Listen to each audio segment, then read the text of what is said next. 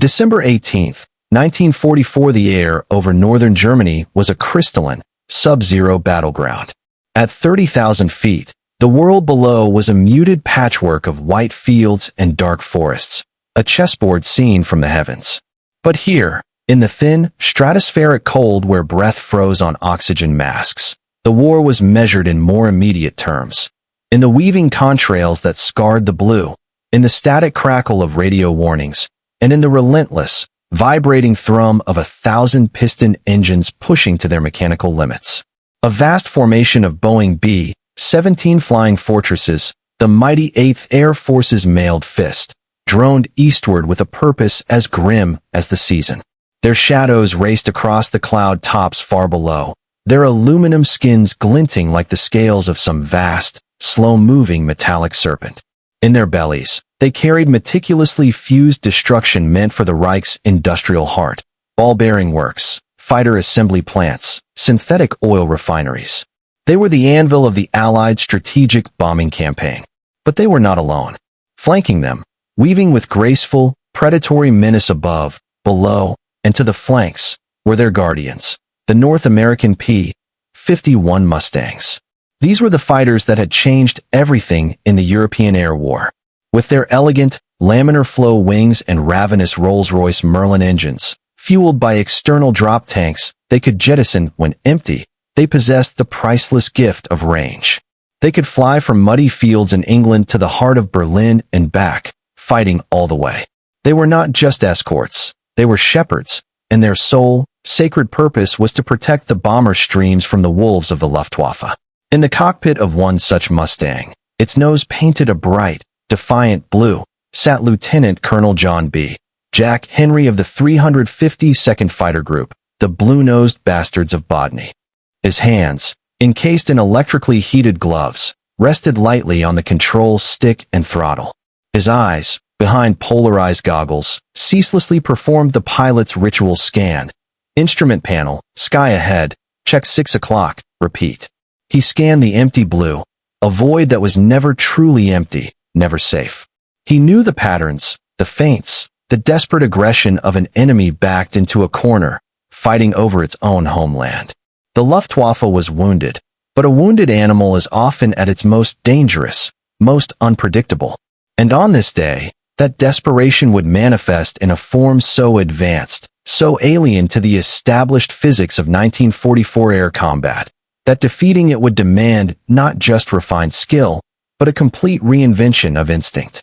It would require a pilot to think in impossible geometries. To defeat it, Jack Henry would perform an act of aerial alchemy. He would trade his aircraft's greatest tactical asset, its speed, for a single, fleeting, impossible shot. In doing so, he would make his Mustang fly backward in relation to his target, and etch his name into the history of aerial warfare by achieving one of its most improbable kills, shooting down a jet with a propeller-driven aircraft. To fully grasp the sheer, staggering magnitude of this single encounter, we must first step back and examine the vast, clashing strategic canvases upon which the European air war was painted in late 1944. By this pivotal point, after the successes of D-Day and the Allied breakout across France, the Allies held what seemed to be an unshakable, overwhelming air superiority. Their master strategy, the combined bomber offensive, was a brutal, two-pronged campaign of industrial evisceration and psychological annihilation. By day, the USAF's meticulously boxed precision formations targeted specific choke points in the German war machine. Factories producing engines, oil refineries bleeding the Wehrmacht dry, ball-bearing plants without which nothing could move. It was a strategy of surgical economic suffocation. By night, RAF Bomber Command's vast streams of Lancasters and Halifaxes conducted area raids, seeking to erode German civilian morale and burn the infrastructure of cities to ashes. The objective, from the Casablanca Conference onwards, was the application of relentless, unbearable pressure to choke the Nazi war machine of its fuel, its spare parts, its physical ability to produce, and ultimately, its will to fight. But this grand strategy was not without its terrible, hemorrhaging cost. The skies over the Reich had become the most lethal aerial battleground in human history, a meat grinder claiming the lives of tens of thousands of young aircrew from both sides. For every successful raid, a trail of flaming wrecks and blossoming parachutes marked the route home. The German defense strategy evolved in grim, logical, and increasingly costly steps. First came the dense, cultivated forests of flak. 88mm anti-aircraft guns deployed in their thousands around every target of value. They filled the air with black, puffing steel, creating corridors of statistical death that every bomber crew had to brave, hoping the law of averages would spare them. But flak was indiscriminate. The true, personal duel, the nightly joust of modern warfare, was between the fighter pilots. Initially, the Luftwaffe employed standard intercept tactics against the massive bomber boxes. This evolved into the terrifying and costly head-on attack, a single, violent pass requiring nerves of steel. Then, as American losses mounted and the bomber streams grew ever larger, German tacticians, like the formidable Walther Dahl, adopted the radical Sturmgruppen concept. This was a brute force solution born of necessity. They took the robust, radial-engined Focke-Wulf FW-190 fighter, armored its front end until it weighed over 10 tons, and armed it with a terrifying battery of 20mm and 30mm cannons, sometimes removing machine guns entirely for more cannon ammunition. These Sturmbach, or assault battering ram, aircraft would form up in immense, tightly staggered formations, often approaching from the rear of the bomber stream, where defensive fire was slightly less concentrated. Their tactic was one of overwhelming, point-blank firepower. They would fly parallel to the bombers, then turn in as a single, massive, unstoppable wave, aiming to close to suicidal distances of less than 100 yards before unleashing a concentrated hellstorm of high-explosive cannon shells into the bombers' vulnerable rear quarters. Their heavy frontal armor was designed specifically to soak up the .50 caliber rounds from the bomber's waist and tail gunners long enough to deliver their deadly cargo. It was a high-risk, high-reward gambit. A single, well-executed pass could obliterate several fortresses in minutes, but the lumbering, heavily laden FW-190s, having sacrificed agility for armor and firepower, were then horrifically vulnerable to the swarming, agile Allied escort fighters that pounced on them as they tried to disengage. The arrival of the P-51 Mustang in decisive numbers in early 1944 fundamentally turned the tide of this brutal battle. Its phenomenal range neutralized the Luftwaffe's previous, successful tactic of withholding their interceptors until the shorter-ranging Allied escorts, like the P-47 Thunderbolts, were forced to turn for home due to fuel constraints. Now, the fight was joined from the English Channel coast all the way to the target and back again. The Sturmgruppen inflicted painful, shocking losses on the bomber streams, but in turn, they themselves were bled white, their veteran pilots falling in disproportionate numbers. The Luftwaffe needed more than a new tactic. It needed a paradigm shift, a weapon that could reset the rules of engagement entirely. They needed something that could simply ignore the escort screen, slash through the bomber boxes with impunity, and escape unscathed thanks to performance that no Allied aircraft could hope to match. In the spring of 1944, that weapon, born of advanced German engineering and sheer desperation, materialized from the future. It was not an evolution of existing design, it was a revolution. The Messerschmitt Me 262 Schwalbe, the Swallow. The first credible sighting reports from baffled Allied pilots were met with disbelief, often dismissed as hallucinations born of combat stress. An aircraft with no propeller? Moving at speeds that seemed to defy the known physics of piston-engine flight? The Me 262, when finally seen clearly, was a sleek, shark-like vision of a new era. Its wings, swept back at an 18.5-degree angle, an aerodynamic necessity for approaching transonic flight, gave it a predatory, swept-forward silhouette unlike anything else in the sky. Two Junkers Jumo 004 axial flow turbojet engines, slung in sleek nacelles under the wings, provided thrust not by pulling air with a whirling propeller, but by compressing and expelling it in a continuous, fiery stream out the rear. The sound was unlike anything heard before in aerial combat, a deep, resonant, mechanical howl that chilled the blood of those who heard it. Its performance statistics, once confirmed, were staggering. A top speed of approximately 540 miles per hour in level flight, nearly 120 miles per hour faster than the latest P-51 Mustang. A rate of climb that left the finest Allied fighters wallowing as if anchored to the sky. Its armament was devastatingly optimized for its primary role. For 30 million Malawian kwacha's 108 cannons mounted in the nose. These were not machine guns. They were anti-bomber artillery pieces. A single hit from a 30mm high-explosive mine shell could blow a hole the size of a desk in a B-17's wing spar.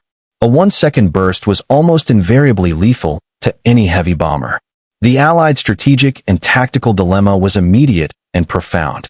Their entire, hard-won doctrine of bomber defense, painstakingly built around escort fighters that could match or exceed the performance of piston-engine interceptors, was rendered instantly, terrifyingly obsolete. A mere flight of 3 or 4 Me-262s could dive from high altitude, blow apart several bombers in a single, lightning-fast pass, and then simply throttle up and vanish over the horizon, leaving the furious Mustang pilots shaking their fists at an empty, mocking sky.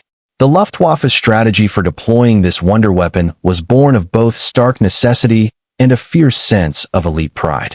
They formed special experimental units, like Commando Nauatni, later expanded into proper fighter wings, staffed by their most experienced, often convalescing, aces. The legendary General Adolf Galland, having fallen out with Goering, would later lead the famed Jagdverband 44, JV-44, a literal squadron of experts flying the 262 as a last-ditch elite guard. Their tactical doctrine was brutally simple and exploited their sole, overwhelming advantage, raw speed. They would be vectored toward the approaching bomber streams by ground control. Climbing to a position of supreme altitude advantage, they would then make high-speed diving passes, sometimes in shallow V formations. They aimed explicitly not for protracted, turning dogfights, the classic curving camps, but for slashing, hit-and-run attacks, the JBO, fighter-bomber, mentality applied to air-to-air combat. A pilot would line up a bomber in his Revi gun sight, fire a short, devastatingly concentrated burst from his quartet of cannons, and then, this was the critical, doctrine-enforced step, continue his dive or a very shallow turn, using his jet thrust to accelerate away from the combat area, not towards another target. He would not turn to re-engage immediately. He would extend to a safe distance, assess the situation, and then perhaps climb for another pass. The key commandment was to never get slow, to never, under any circumstances, allow himself to be drawn into a low-speed turning fight with the more agile propeller-driven fighters where his speed advantage evaporated. It was a strategy of pure asymmetry, and when executed perfectly, it was nearly unstoppable. Allied pilots, from rookie to ace, found themselves confronting a tactical problem for which their training manuals offered no solution.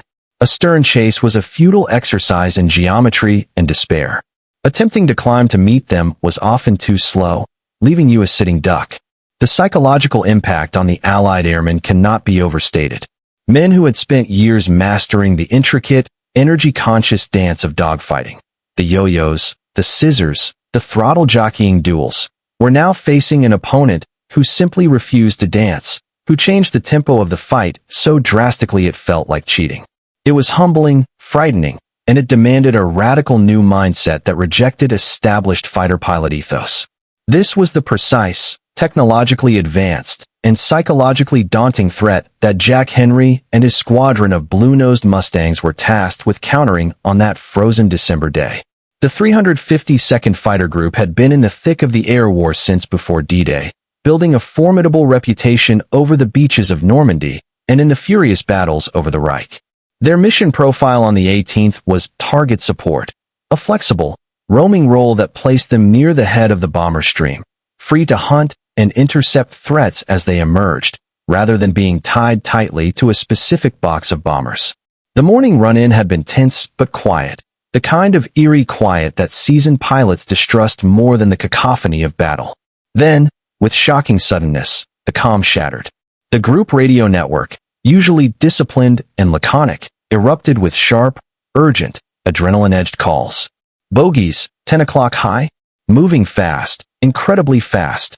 Another voice, tighter, cut in. Confirm, they're jets. 2 Me-262s, coming down, son. Every pilot's head in the squadron snapped to the left, hands automatically adjusting throttles and sticks, eyes squinting against the blinding glare of the low winter sun. And there they were. Two silver specks, hardly larger than needles against the vast blue, descending with an unnatural, smooth, and utterly silent velocity from the viewer's perspective. They didn't seem to dive so much as simply slant downward, two streaks of condensed menace drawing faint, darkening trails, not the thick, oily smoke of a struggling piston engine, but the characteristic wispy, gray exhaust of the early, inefficient jet engines. Their target was immediately, tragically obvious, a solitary B-17, lagging perhaps half a mile behind its combat box, struggling to maintain formation due to minor damage or a faltering engine. A straggler. In the brutal calculus of the bombing campaign, the most vulnerable target of all, the attack unfolded with a brutal, almost cinematic speed that belied the distances involved. The lead 262 stabilized its shallow dive, its nose fixed unerringly on the B-17's cockpit area. At a range of about 600 yards, point blank for its cannons, the four dark dots of its muzzles twinkled rapidly in a silent, lethal staccato, puff puff puff puff. From Jack Henry's vantage, it was a sequence of silent flashes, but on the bomber, it was the sound of the world exploding. A line of brilliant flashes walked with terrible deliberation across the fortress's plexiglass nose and along its right wing route. Pieces of transparency, aluminum skin, and structural debris vaporized into a glittering, expanding cloud behind the stricken bomber. The B-17 shuddered violently, like a great beast struck by a spear, but somehow held its course, its pilots fighting the controls. Its gunners, heroes of the highest, most cold-blooded order, returned fire immediately. Twin streams of .50 caliber tracers, seeming to move in slow, lazy arcs compared to the jet's speed, curved up to meet the attacker. It was a testament to their training and courage that some hits were scored. Tiny sparks flickered along the 262's fuselage and wing. But the primary damage was done. The jet pilot, his lethal pass complete, made no attempt to turn and finish the job or engage another bomber. He simply continued his shallow dive, perhaps nudging the control column forward a hair. The two Jumo engines, responding with a rising, hungry howl, began to propel him away with breathtaking acceleration. In mere seconds, he had put a mile of clear, cold air between himself and the crippled bomber. He was exiting the kill zone, executing standard procedure flawlessly. His speed was his sanctuary, his cloak of invulnerability. He would now likely circle wide out of immediate danger, assess for other targets or escort reaction, and perhaps calmly set up for another pass from a different angle. In his mind, barring any catastrophic damage from return fire, the engagement was over. He had outrun the very concept of retribution. Jack Henry witnessed this entire, violent sequence from a vantage point about 5,000 feet above and 2 miles to the right of the bomber stream. His brain, a supercomputer honed by hundreds of combat hours and the survival instincts they forged, analyzed the geometry, the vectors, and the odds in a flash of crystalline clarity. The variables, as he processed them, were stark and unforgiving. Variable 1 asterisk the jet's speed and vector. It was moving away on a shallow diving path at a speed well over 5. His hands and feet moved with coordinated, violent precision born of muscle memory and pure will. He slammed the throttle through the gate to war emergency power, but not for forward speed. He would need every ounce of engine power to maintain control and avoid a deadly stall in what he was about to attempt. With his left hand, he pulled back on the control stick with firm, steady pressure, bringing the Mustang into a steep, climbing turn to the left. He was not turning away from the jet. He was turning into its projected flight path, aiming his aircraft's nose at a point in the empty sky far ahead of where the 262 currently was. This is the essence of a lead pursuit, or deflection shooting, taken to its absolute, physical extreme. As the Mustang's nose rose high above the horizon, its wings biting at a steep angle of attack, its airspeed bled away with alarming rapidity. The airspeed indicator needle quivered and fell like a stone. 300, 250, 200. The aircraft was trading kinetic energy, speed, for potential energy, height. most importantly, for angular position. The Merlin engine behind him roared at maximum continuous power, a screaming testament to mechanical strain, maintaining just enough thrust to keep the aircraft from mushing straight back into a stall. To the German jet pilot, now perhaps glancing in his rearview mirror or turning his head for a cursory visual check of his 6 o'clock, this Mustang would have presented a bizarre and seemingly non-threatening picture. Instead of nosing down into a pursuing dive, it was going up and turning in, its silhouette growing larger but also seemingly slowing down, hanging almost motionless against the blue. It would have looked like a defensive, disoriented, or even panicked move. Perhaps the pilot was hit? Perhaps he was trying to escape the area? The psychological underestimation, the dismissal of this strange maneuver as irrelevant, was a critical weapon Henry was now counting on. Now came the moment of transcendent, seat-of-the-pants piloting, where theory met the shuddering edge of physical reality. The Mustang's airspeed was decaying through 160 miles per hour, dangerously approaching the stall speed for a clean aircraft at this altitude and extreme bank angle. The controls began to feel sloppy, the stick losing its crisp, hydraulic feedback. The airframe started to transmit a low-frequency buffet, a rhythmic shaking through the seat and stick, the first whispered warning of aerodynamic surrender. At this precise, knife-edge moment, Henry executed a high-stakes maneuver that would later be analyzed as a high yaw, or pedal turn. But in the cockpit in 1944, it was simply what you did instinctively to keep your guns on target when you had run out of all other options. He stamped hard on the left rudder pedal, applying full rudder. Simultaneously, he maintained delicate back pressure on the stick and adjusted his aileron input to keep his steep, climbing bank. The effect was dramatic and immediate. The nose of the P-51, which had been pointing upward in its energy-bleeding climb, now yawed sharply sideways, slewing around the horizon. The entire aircraft began to skid laterally through the thin air, its flight path now a descending, sliding arc, while its nose pivoted independently, like a turret on a tank traversing onto a target. From the perspective of the fleeing Me-262 pilot, if he looked again, the image would have been surreal, almost dreamlike in its defiance of normal flight. The blue-nosed Mustang was no longer flying forward in any traditional sense. It was side-slipping dramatically with its nose cranking around, presenting its 6.50 caliber machine guns directly at the jet's anticipated flight path. In relative terms, compared to the jet's direction of travel and the Mustang's own rapidly decaying momentum vector, Jack Henry was, for all practical purposes, flying backward. He had turned his nimble fighter into a stationary, sliding, but precisely aimed gun platform, sacrificing all his energy for one shot. Time dilated. The universe narrowed to 3 points. The glowing circle of the K-14 gyroscopic gun sight reticles swimming in his vision. The silver, growing shark shape of the Me-262 as it flew inexorably into his cone of fire, and the feel of the shuddering, protesting aircraft on the very brink of a stall. There was no margin for error, no time for a second pass, no energy for correction. This was the one chance, paid for with all his airspeed and altitude. He estimated the lead, the deflection angle, compensating instinctively for gravity drop and the jet's unbelievable speed. He felt the stall buffet intensify to a violent shaking. He waited, the world holding its breath, waited, and as the illuminated pipper swept just ahead of the jet's nose, he squeezed the trigger. The sound inside the cramped cockpit was a deafening, ripping snarl that drowned out even the Merlin's scream as the 6 Browning M2.50 caliber machine guns in the wings unleashed a focused, 2-second burst. Tracers, 1 in every 5 rounds, streaked out, curving in graceful, mortal arcs through the frozen air. The first few rounds flew harmlessly behind the speeding jet, missing by feet.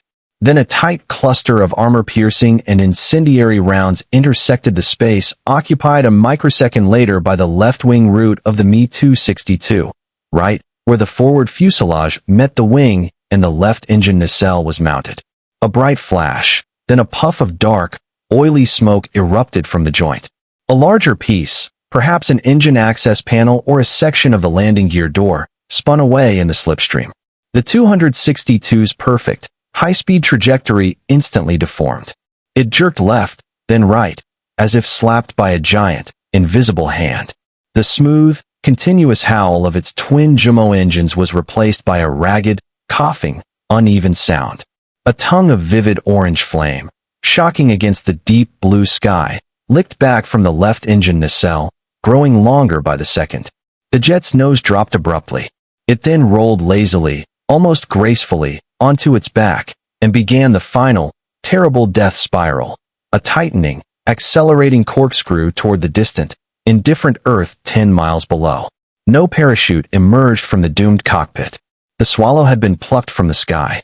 Jack Henry, his own aircraft now stalling fully, nose dropping, pushed the stick forward, centered the rudder, and let the nose drop through the horizon.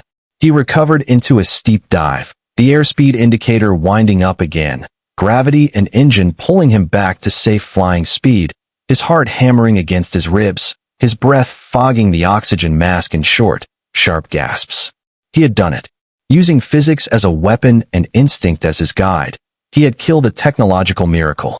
The immediate aftermath over the radio was a mix of terse confirmation, elated shouts, and the sobering return to the grim business of shepherding the bomber's home. The kill was verified by his wingman and later, unofficially, by gun camera footage, though the film likely showed only a blurry, distant shape erupting in smoke against a background of cloud. Jack Henry's victory was a tactical masterpiece of individual initiative and skill, but it was not, and could not be, a replicable strategic solution for the thousands of Allied pilots facing the jet threat. It underscored a vital, cold truth. The Me-262 was beatable, but only under very specific, often lucky, circumstances that exploited a moment of pilot error, positional disadvantage, or, as in this case, a breathtakingly unorthodox gamble that traded all traditional advantages for a single opportunity. The broader Allied strategy to counter the existential threat of the jet evolved on multiple, interconnected levels, a testament to Allied industrial might, strategic flexibility, and relentless pressure. The Allies already had a proven strategy for destroying an enemy air force. Bomb it everywhere it lived, from factory to frontline strip. This campaign was intensified with a specific, ruthless focus on the 262 ecosystem. Reconnaissance Spitfires and specially modified Lightning photoplanes constantly sought out the jet's distinctive dispersed revetments and the long, concrete runways it required. The 262 had a notoriously long and tricky takeoff roll. Once identified, these airfields were pummeled by medium bombers like the B-26 Marauder and, more effectively, by fighter bombers like the P-47 Thunderbolt and even the Mustang itself, carrying 500-pound fragmentation bombs to crater runways and destroy aircraft in their vulnerable, exposed dispersals. The underground and forest factories building the Me-262, such as the notorious underground facility at Kala, became priority targets for both bombers and Allied intelligence services. The Jumo 004 engines were, in many ways, the jet's ultimate Achilles heel. They had a pathetically short service life of only 10 to 25 hours between overhauls, required scarce, high-quality metals like nickel, chromium, and cobalt that Germany was running out of, and were temperamental, prone to sudden compressor stalls and flameouts if throttled too aggressively. The Allied strategic bombing campaign against Germany's synthetic fuel plants, like the massive complex at Luna, had a catastrophic knock-on effect on the 262 program. The jets required a special, high-grade J2 fuel. By systematically crippling Germany's already strained fuel production, the Allies grounded Me-262s as effectively as shooting them down. There are accounts from the war's final weeks of jets being towed by oxen or horses because there was no fuel to run them to dispersal points. Pilots like those in the 352nd, learning from encounters like Henry's, developed new, aggressive countертactics. They began flying aggressive, free hunt patrols, not just along the bomber streams, but specifically over known Me-262 airfields like Lechfeld and Akmer, waiting for them to take off or, even better, to return to land. During these phases, the jets were at their absolute slowest and most vulnerable, with landing gear down, flaps extended, and pilots focused on the difficult task of handling a fast, unforgiving aircraft at low speed and altitude. A diving P-51 converting altitude into speed, could pounce and have a decisive, if brutally brief, firing opportunity. They also learned the high perch tactic, maintaining an extremely high altitude ceiling above the bombers, then diving with the sun behind them to close the velocity gap for a snapshot against a jet making its attack run. They fought in coordinated teams, using one flight as visible bait to lure the jets into a momentary turn or hesitation, while another flight, hidden by altitude or sun, dove for the kill. The early Me-262 was not a forgiving machine. Engine flameouts on takeoff and landing were common and often fatal. The cockpit visibility to the rear, especially directly behind and below, was poor. The pilots, though often veteran aces, were flying a demanding, high-performance aircraft with unreliable engines and under constant, overwhelming pressure. The Allied strategy aimed to compound these inherent stresses through constant harassment, runway cratering, fuel shortage, and the sheer psychological weight of facing endless formations to degrade pilot performance, induce fatigue-driven mistakes, and reduce sortie rates. Jack Henry's victory was the ultimate exploitation of a fundamental mistake. The jet pilot's understandable but fatal assumption that his speed was an absolute shield, and his subsequent failure to maintain a thorough, aggressive check of his 6 o'clock high during the critical egress phase of his attack. The legacy of December 18, 1944, is multifaceted. For Jack Henry, it was the supreme validation of a combat pilot's skill, nerve, and ability to innovate under fire, a war story to be told and retold. For the Luftwaffe, it was a grim footnote that demonstrated a profound and tragic strategic truth. Even a revolutionary wonder weapon, arriving in limited numbers, could not compensate for overwhelming Allied numerical, industrial, and logistical superiority. For military historians and tacticians, it remains a classic case study in technological asymmetry and tactical adaptation. The Me-262 was a breathtaking leap ahead in propulsion and design, but it was thrown into a war where the Allies completely controlled the strategic context, the skies, the factories, the fuel, the initiative. They could afford to lose bombers, albeit painfully. Germany could not afford to lose jets, the rare pilots to fly them, the fuel to run them, or the factories to build them. In that one, frozen moment over Germany, the propeller, through a combination of human ingenuity and enemy error, triumphed over the jet not by outperforming it in a straight contest, but by outthinking it within the brutal, constrained reality of combat. In the end, Jack Henry's backward flight was more than just an audacious maneuver. It was a powerful metaphor. It represented the enduring ability of the human mind, when pressed to the absolute limit by a seemingly insurmountable technological challenge, to reject the apparent constraints of reality, to see a radical solution where conventional wisdom saw none, and to bend the very laws of physics to its will for one victorious, defining instant. He did not defeat the future that day. Rather, he proved that raw courage, seasoned skill, and adaptive ingenuity, even when housed in a machine that the new technology sought to render obsolete, could still reach across the threshold of a coming era and strike a decisive blow for the possible. But the wreckage of that Me-262 holds a deeper story. Who was the pilot Jack Henry killed?